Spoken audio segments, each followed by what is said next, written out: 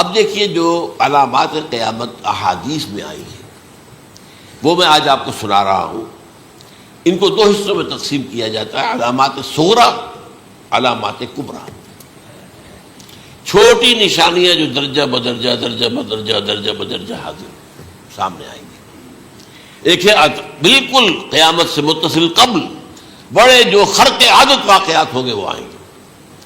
اچھا، پہلی چیز کے سلسلے میں حضرت انس رضی اللہ تعالیٰ عنہ سے یہ مروی ہے اور یہ حدیث متفق علیہ ہے.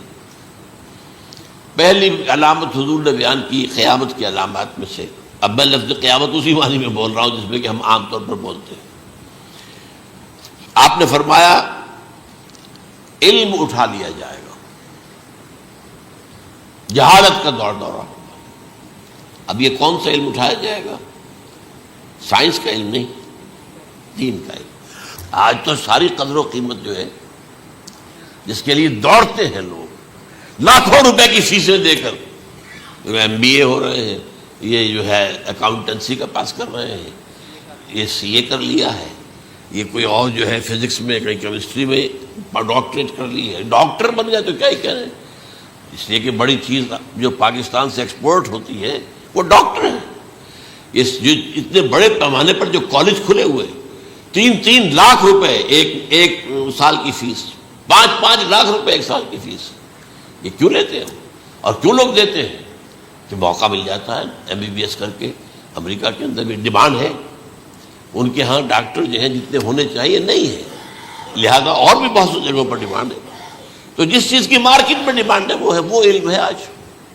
آج علم کمپیوٹر کا علم ہے یہ.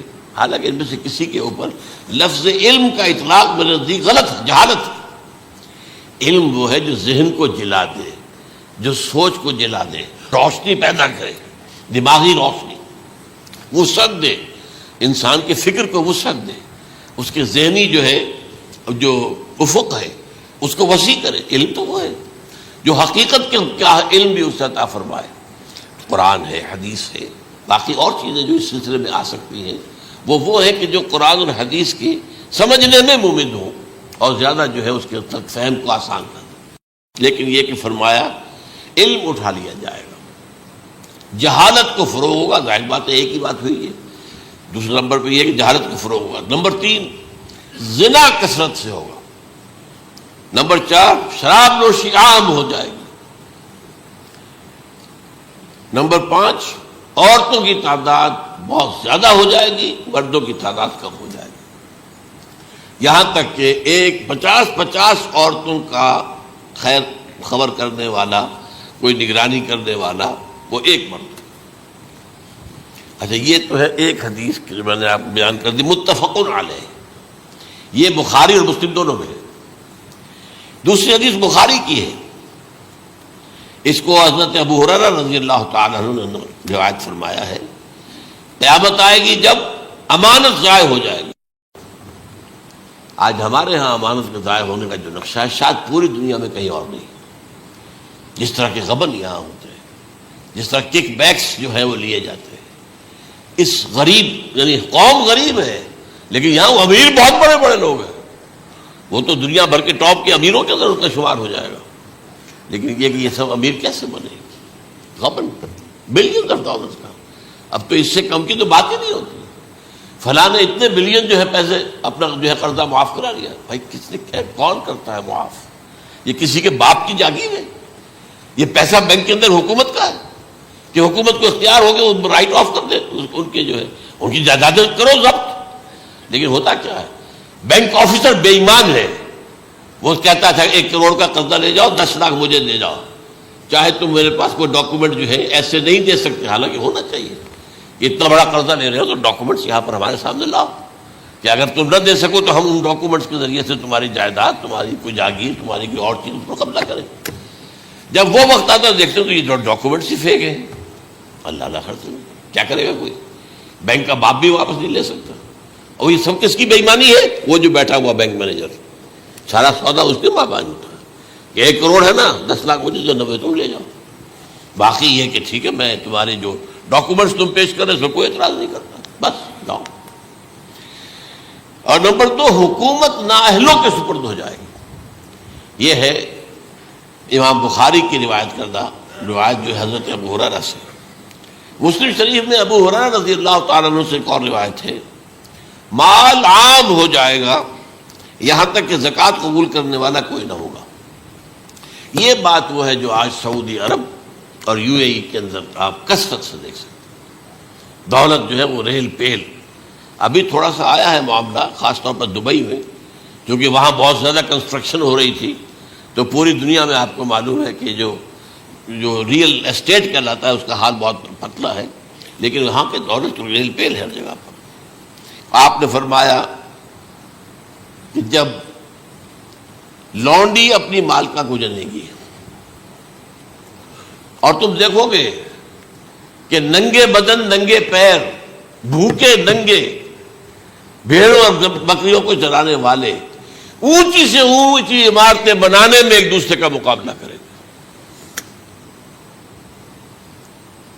اذا تلد الامۃ ربتہا، کیا بانی ہے؟ یہ خاص الفاظ کیوں کہے گئے؟ اولاد والدین کے سامنے دب کر رہتی تھی، کبھی سینہ تان کر بات نہیں کرتے تھے. ٹھیک ہے، کوئی بات آپ مان نہیں سکتے، ابا جان یہ بات تو میں نہیں کر سکتا. یا فرض کیجئے کہ وہ آپ کو کسی نیکی سے روک رہے ہیں، کہ دینی کام سے روک رہے ہیں، ابا جان یہ تو میں نہیں کروں گا، یہ تو دین کا فرض ہے. یہ کہیں آپ اور ڈٹ کر کہیں اور جمیں اس پر، لیکن یہ کہ کوئی سرکشی کا انداز نہ ہو. ایسا نہ ہو کہ اپنے جناب سیدھے کو تان کر کے کھڑے ہو جائے، میں نہیں کروں گا یہ نہیں، یہ غلط ہو جائے. اچھا، اولاد میں بیٹی جو ہوتی تھی وہ زیادہ سبارڈینیٹ، سبمسو، بات ماننے والی، کہیں بھی سر اونچا نہ کرنے والی. اور آخری دور میں کیا ہوگا؟ بیٹیوں سے مائیں ڈریں گی، انہیں ٹوک نہیں سکتی کسی بات پر، پتہ نہیں کیا بک دے کیا بکواس کر دے. یہ تو ہمارے یہاں ہو گیا ہے. باہر کیا ہے وہ تو آپ یہ بھی نہیں پوچھ سکتے. آپ کی 13 برس کی لڑکی آئی ہے رات کو 1 بجے، نہیں پوچھ سکتے کہاں رہی ہو، یہ رات کہاں گزاری، پوچھ ہی نہیں سکتے. یہ پوچھنا بھی جرم ہے. اپنے چھوٹے بچے کو آپ نے ایک تھپڑ مار دیا، تہذیب ہے، سکھانا ہے، غلط کام کیا ہے، اس کی سرزنش ہو رہی ہے، فوراً وہ اگر ایک فون کر دے گا پولیس آئے گی، بچے کو لے جائے گی، اسے لا کر کہیں اور جو ہے ڈپازٹ کرے گی اور آپ پر مقدمہ چلے گا، آپ کو اس کی سزا بھگتنی ہوگی. ظاہر بات ہے کہ پھر وہاں سرکشی کا کیا عالم ہوگا. پھر اولاد کہاں سر جھکائے گی، کس درجے میں جھکائے گی؟ اس کی تربیت عثمانی میں ہوئی نہیں. تو ان تلد الامۃ ربتہا، گویا کہ بیٹی کے نزدیک ماں جو ہے وہ ایسی ہو جائے گی جیسے لونڈی. گویا کہ لونڈی نے ایک اپنی مالکہ کو جنم دیا ہے، بیٹی مالکہ بن جائے گی اور ماں جو ہے لونڈی بن جائے گی. اور دولت کے ریل پیل کا ابھرتا دکان، یہ جو بھوکے ننگے اور مفلس، کیا حال تھا 100 برس پہلے، انہیں کھانے کو کچھ نہیں ملتا تھا. یہ مشرقی ساحل پر تھے، یہ سوائے یہ کہ مچھلیاں پکڑ لی، اللہ خیر اللہ وہ کھا لی، یا کہیں ان کو بیچ دیا، کوئی بنڈی لگ گئی، بنڈی لگ جاتی تھی وہاں، اور کیا تھا. اور مغربی ساحل پہ کیا ہوتا تھا؟ ساری ان کی معیشت حج کے گرد گھومتی تھی. حاجی آئے ہیں، خریداریاں کر رہے ہیں، اور آپ کو معلوم ہے پوری دنیا سے مال پہلے بھی پہنچتا تھا وہاں. آپ کو جو ہے ہر ملک کے ہر کونے کا پھل وہاں مل جائے گا آج بھی. اور وہاں پر یہ ہے کہ سب سے بڑی بدوؤں کے لیے سب سے بڑی بات کیا تھی؟ قربانی کا گوشت. اسے وہ سکھاتے تھے، سخت چمڑے کر کے کھاتے تھے. یہ ان کا حل تھا. آج جا کر دیکھیے نئے شہر بن رہے ہیں، امریکنز کو کانٹریکٹ دیے جا رہے ہیں، بالکل ماڈرن شہر بنا دو. ایک ایبسلیوٹلی ماڈرن شہر جو ہے وہ جو مشرقی ساحل کے اوپر جو پہلے سے آرام کو سٹی ہے، امریکن سٹی ہو، اس کے اندر کوئی سعودی بھی داخل نہیں ہو سکتا سوائے جس کے پاس اس سٹی کی طرف سے لائسنس نہ ہو.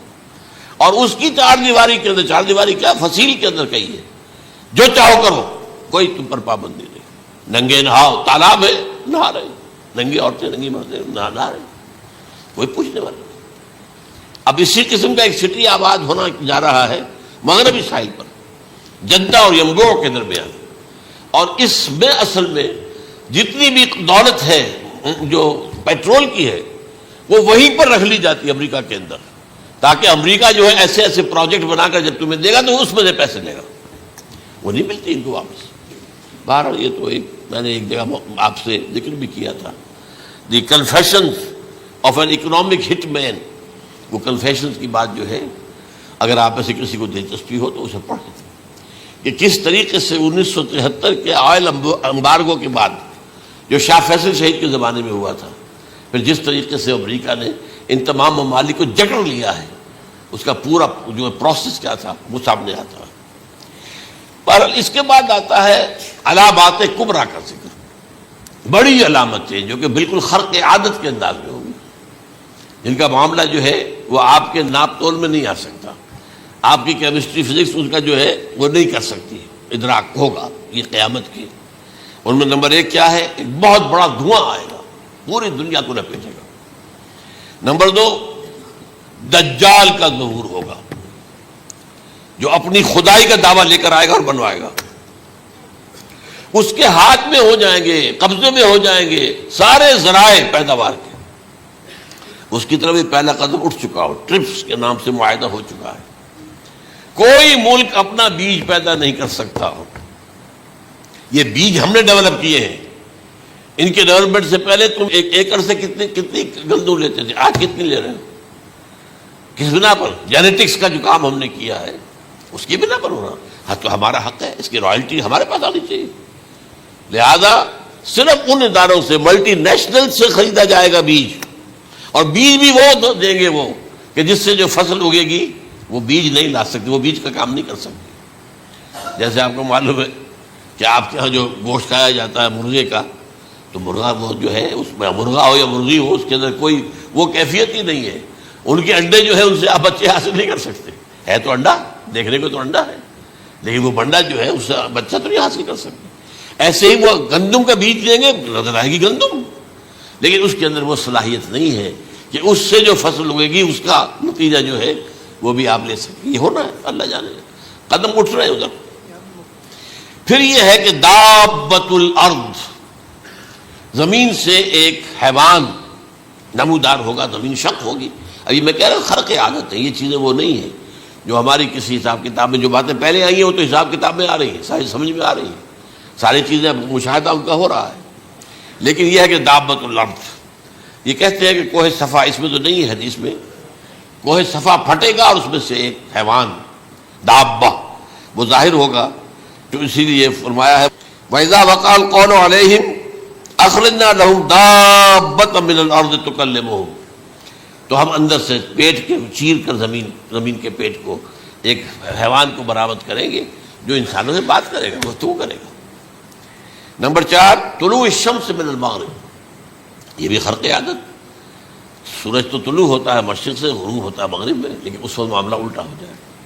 یعنی جو کائنات کے اندر جو گڑبڑ ہوگی کچھ سمجھ میں بات آتی ہے کہ یہ معاملہ جو ہے، یہ تو اس پورے سولر سسٹم کو اگر بدل دیتے ہیں تو مشرق مغرب ہو جانا، مغرب مشرق ہو جانا، یہ سمجھ میں آنے والی بات ہے. اس کے بعد ہے عیسیٰ ابن مریم کا نزول، جس کے بارے میں آج میں نے گفتگو کی ہے تفصیل سے. یہ نزول ہونا ہے، یہ علامات قیامت میں سے حضور نے بیان فرمایا ہے، اور قرآن مجید کی جو اصطلاحات ہیں اس کے حوالے سے میں نص قطعی جو ہے وہ میں آپ کے سامنے رکھ چکا ہوں. پھر یاجوج ماجوج کا ایک معاملہ ہے، یہ میں ابھی اس وقت زیادہ اس پر بات نہیں کر سکتا. حضرت عیسیٰ علیہ السلام کے نزول کے بعد 2 کام ہو گئے. یہودیوں کا قلع قمع ختم، تمام یہود، ایک کام تو یہ ہونا ہے. اور نمبر 2 عیسائیت کا ختم ہو جانا. عیسائیت کی نفی کر دیں گے، بھائی تم مجھے خدا کا بیٹا بنائے بیٹھے ہو، میں تم خدا کا بیٹا نہیں ہوں، میں تو اس کا بندہ ہوں، رسول ہوں. میں نے تم سے کب کہا تھا کہ مجھے خدا کا بیٹا بناؤ. نمبر 2 یہ کہ وہ خنزیر کو قتل کر دیں گے. یعنی یہ تم نے خنزیر کب سے کھانا شروع کر دیا؟ میں تو تم کو نکاح اجازت دے کر گیا تھا، یہ تو شریعت موسوی میں حرام تھا، اور میں کہہ کر گیا تھا کہ یہی شریعت تم پر لاگو رہے گی. How come? تم نے کیسے یہ؟ آج بھی بہت سے رومن کیتھولکس جو ہے وہ سور نہیں کھاتے، وہ اس میں ہے ان کے اندر کچھ نہ کچھ بات جو ہے جو حضرت عیسیٰ کی تعلیمات کا کچھ اثر ان کے ہاں ہے. اس کے بعد یہ ہے کہ یاجوج ماجوج، جیسے میں بتا رہا تھا آپ کو کہ جب عیسائیت بھی ختم ہو گئی، یہود ویسے ختم ہو گئے، استیصال ہو گیا، جڑ کٹ گئی. اب عیسائیت گویا کہ اسلام میں ضم ہو گئی. عیسائیت بڑھتی ہے، مذہب ختم، یہودی خود ختم۔ اب یہ طاقت کتنی ہو جائے گی؟ تقریباً 2/3 دنیا آ گئی تمام۔ اب عیسائی 2 ارب کے قریب ہے، 1 ارب 90 کروڑ ہو گئے، یا مسلمان بھی 1 کروڑ 50-60 لاکھ ہیں، دونوں کو جوڑ لیجیے کتنے ہو گئے؟ 6 ارب کل آبادی ہے۔ لیکن اس کے بعد آتا ہے یاجوج ماجوج کا خروج۔ یہ یاجوج ماجوج میرے نزدیک چائنا اور رشیا ہے، ان کی مجموعی طاقت اتنی ہوگی، اور یہ اس طرح آئیں گے ہر اونچائی پر سے اترتے ہوئے، پھسلتے ہوئے۔ جیسے 1962 میں جب وار ہوئی تھی بٹوین چائنا اینڈ انڈیا 1962 میں، تو وہ اس وقت کا نقشہ جو آج بھی اخبارات میں پڑھتا تھا تو یاد، waves after waves of Chinese soldiers were coming down the slopes of Himalayas۔ یہ تو وہ ہے نا جن کی تعداد کا کوئی حساب نہیں ہے۔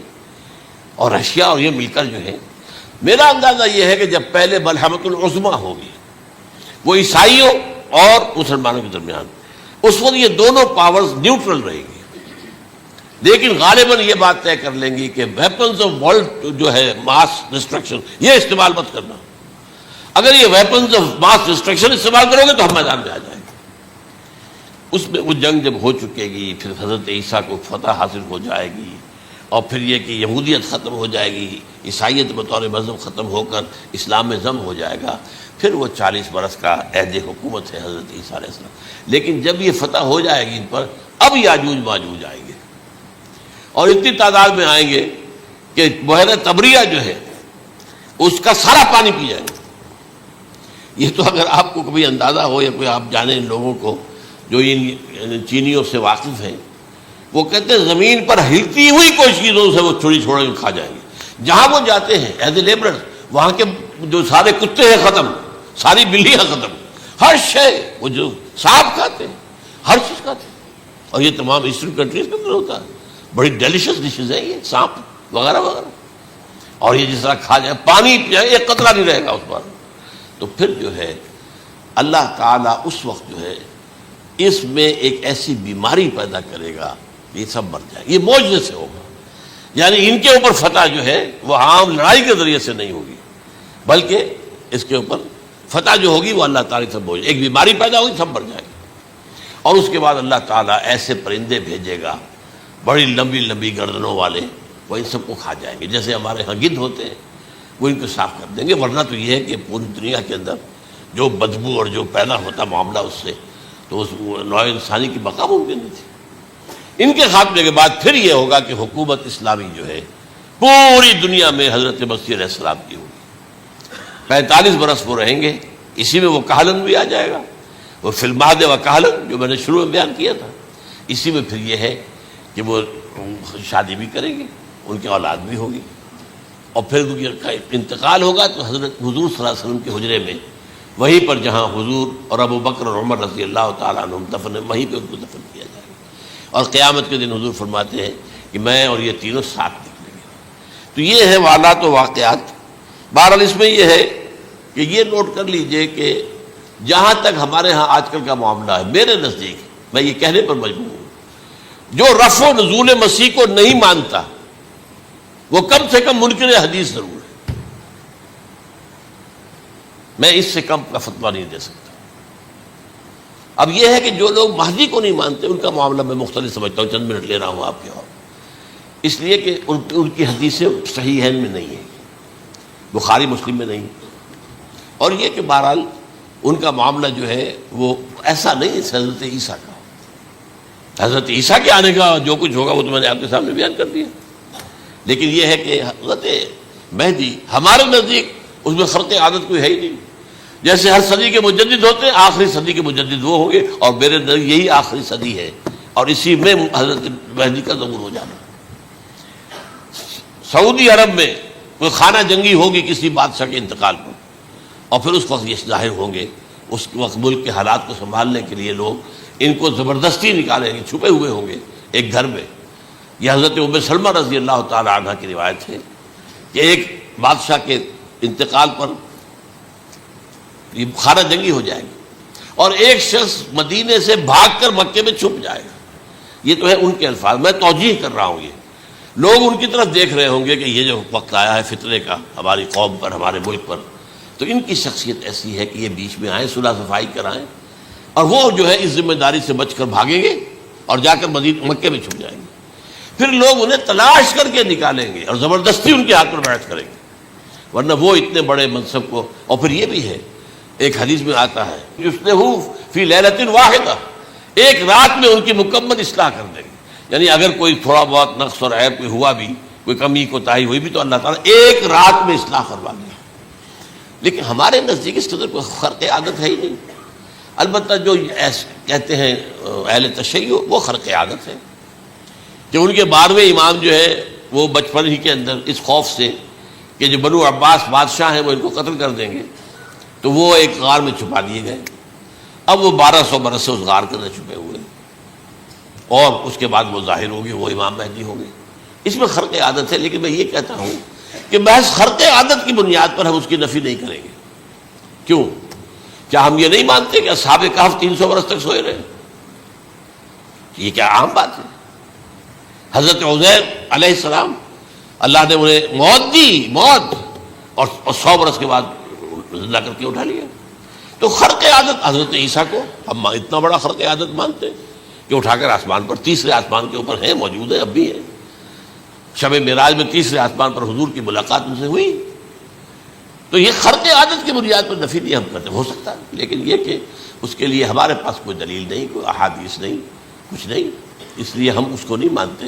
البتہ خود وجود جو ہے حضرت مہدی کا، وہ کوئی عجیب بات نہیں ہے. وہ تو جیسے پہلے بھی آئے ہیں ہمارے مجددین، ایسے مجدد ہوں گے اور دین کو تازہ کر دیں گے. ایک صحیح اسلامی ریاست جو ہے وہ عرب میں قائم ہو جائے گی دوبارہ. حضور نے فرمایا وہ عدل اور انصاف سے عرب کو اسی طرح بھر دے گا جیسے کہ وہ اس سے پہلے ظلم اور جور اور زیادتیوں کے سے بھری ہوئی ہوگی. تو یہ کام ہوگا، یہ تو مجدد کا کام ہوتا ہی ہے اس حوالے سے. لیکن بہرحال میں نے پھر بھی کہا کہ اگر احادیث کی کمزوری کی وجہ سے کہ صحیح عین میں نہیں ہے، اگر کوئی شخص انکار کرے تو مجھے کوئی اعتراض نہیں ہے، ٹھیک ہے.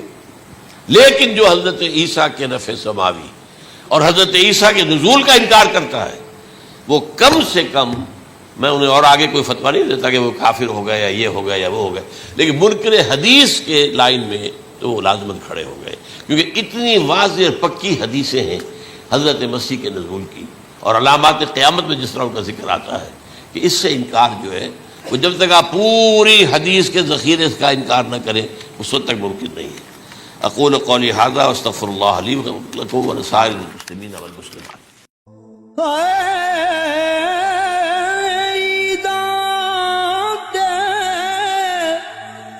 شب رات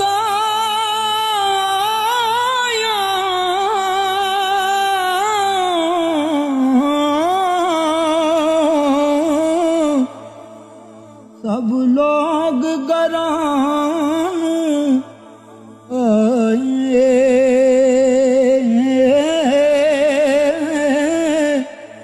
او نہیں آئے او پرت محمد جو آپ ہتھیں دفنائے.